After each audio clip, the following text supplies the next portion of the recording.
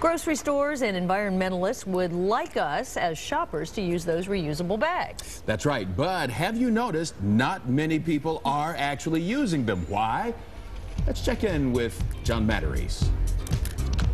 Clyde, remember when grocery stores rolled out cloth reusable bags a few years back, saying they were great for the environment and would save millions of pounds of landfill trash every year? Wow, what a great idea, except for one little thing. Consumers have decided they're not interested.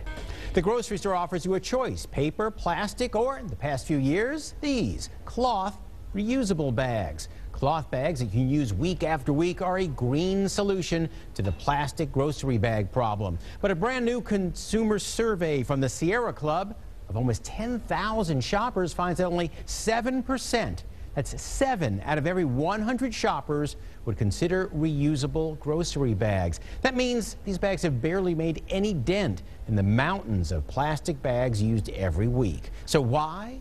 Well, many shoppers dislike reusable bags, according to the survey, because they get dirty inside from milk and vegetables. In addition, news reports last year, you might recall, warned of lead paint in some of these bags. Plus, for most people, bringing bags to the store is just very inconvenient. The Sierra Club believes the only way to get large numbers of shoppers to go reusable is to give a financial incentive, such as a discount on groceries or a tax on throwaway bags. You know, Kroger gave a discount for using cloth bags until a year ago, and ever since that incentive went away, guess what happened? So did their widespread use.